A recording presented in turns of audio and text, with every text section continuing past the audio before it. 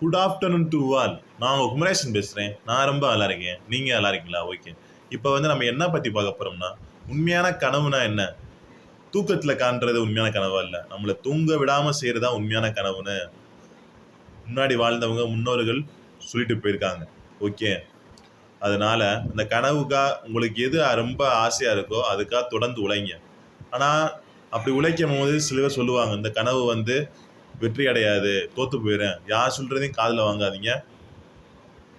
உங்கள்கிட்ட இருக்கிறது, உங்கள்கிட்ட எந்த திறமையும் இல்லை, ஆனால் ஆர்வம் தான் இருக்குது.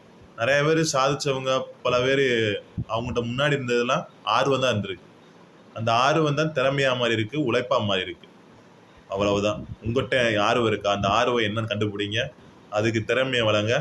ஒரு நாள் அந்த கனவு நிச்சயமாக நடக்கும், சாத்தியமாகும். ஓகே.